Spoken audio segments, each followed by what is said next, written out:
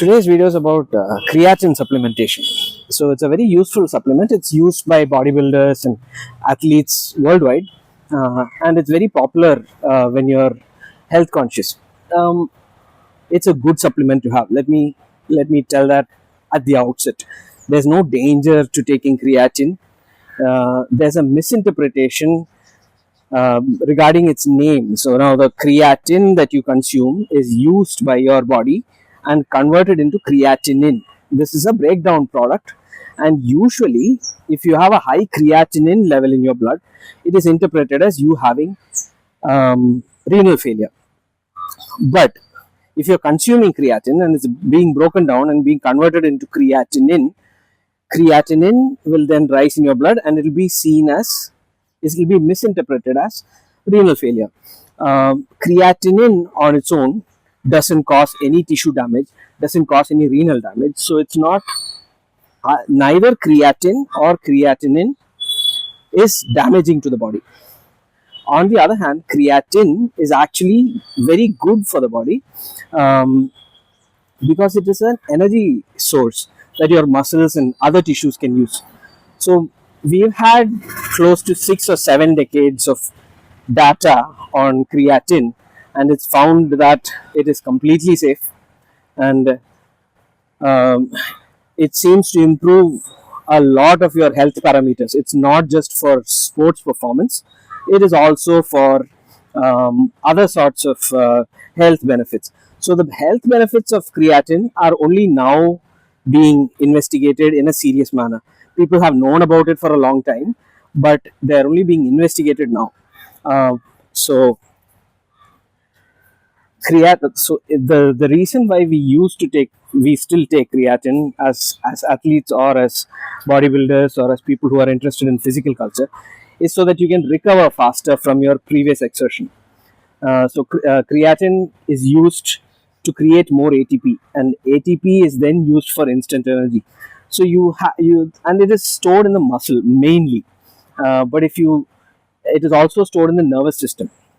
And if you have enough creatine in your body, then your muscles and your nervous system recover way faster than they would if you were on a normal diet. Now, creatine supplementation is especially useful for vegetarians and vegans because the main source of creatine in your diet is red meat, and most people are avoiding red meat these days, even the non-vegetarians. So you might ask me, is it enough if I eat red meat, and will I get enough creatine from that? You get tiny amounts of creatine from red meat. It's not going to be enough for you. So you're going to have to eat kilos and kilos of red meat in order to get a significant amount of creatine that will then produce a significant amount of health benefits for you. So it's not going to be enough, which is why supplement. So even I used to be in the camp that, I'm eating red meat, so I don't need to have extra creatine supplementation. But I thought I'll experiment with it, and I've been running that experiment for a month now. And what I've noticed is that after taking creatine, things that have changed. I'm not sore anymore. My muscles don't hurt as much the next day after a hard workout on the previous day. I'm sleeping better. My tendons don't hurt, my joints don't hurt, and I'm a lot more energetic throughout the day.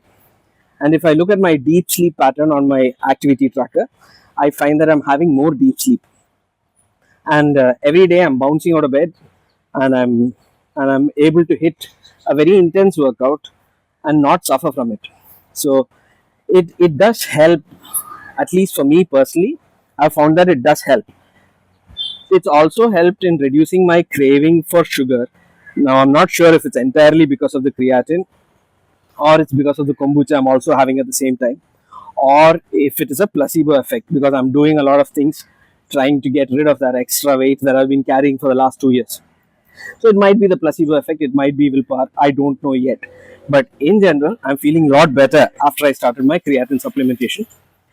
And I'm supplementing with a small amount. It's 3 to 5 grams. It's not a massive amount, and it's after the workout. So it's after a heavy workout. I take 5 grams. I'm not going to be telling you what brand to use, because I'm not advertising here. It's a very cheap supplement. It's very affordable. It's very safe, and I've used it for a month, and I'm really happy with it. So I thought I'll share it with my audience.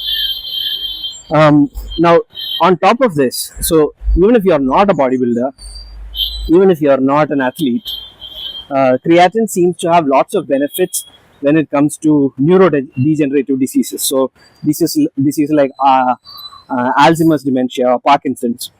So creatine has a lot of benefits for the brain health.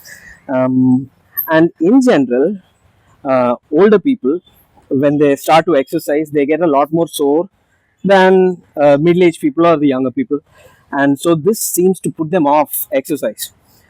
So the lack of energy, the soreness, and the lack of alertness, the lack of balance, all of these things seem to um, uh, put them off exercise. And for them, creatine is definitely a good supplement that's worth considering.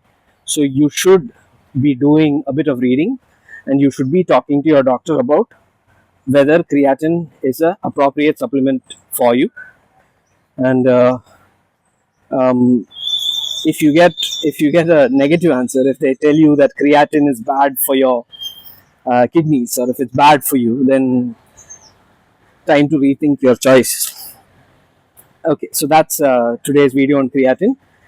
If you've got any doubts, please ask me in the comments, and I'll have follow-up videos on the doubts if there are long enough to answer. Thank you very much.